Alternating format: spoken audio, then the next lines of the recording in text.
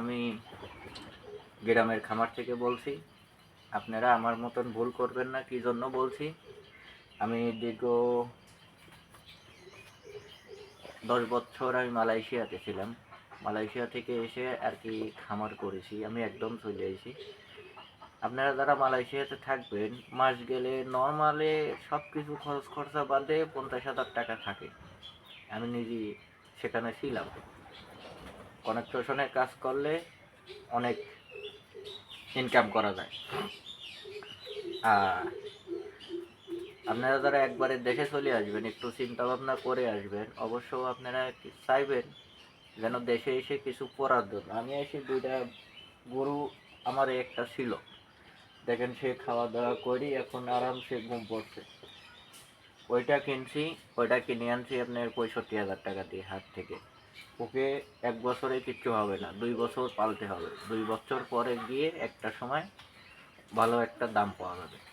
তা আমি চাইবো আপনারা কেউ বিদেশ থেকে আসবেন না, আসার আগে একটু চিন্তা ভাবনা করে আসবেন। মালয়েশিয়াতে অবৈধ থাকলেও অনেক ধরা পড়া চললে পরেও আপনার একটা সময় যায় সরকারের সুযোগ দেয়।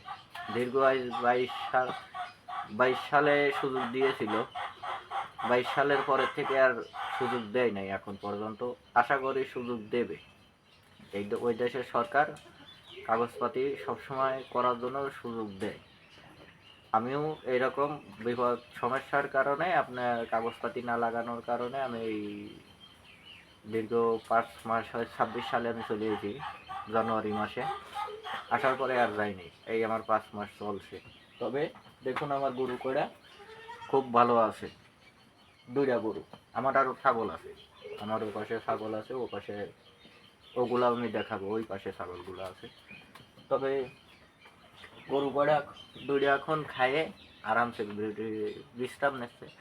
অবশ্যই একটু দোয়া করবেন ভাই। কি হচ্ছে গান গুঁড়ো ভুসি আর হচ্ছে গান আপনার এই খড়গুলা ভিজায়ে একসঙ্গে মাখাই দিছি। আলহামদুলিল্লাহ তারা খুব ভালো খায়। আমার এই উপরে হচ্ছে গান খড়ের জায়গা। এই একটা ফ্যান আছে, ফ্যানটা ছেড়ে দিই, তাহলে তারা খুব আরামসে থাকতে পারবে। ছোট্ট একটা ফ্যান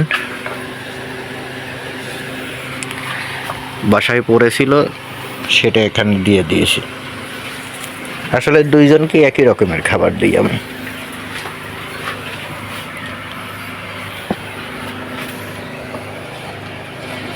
এটা কি জাতের বাছুর একটু বলবেন?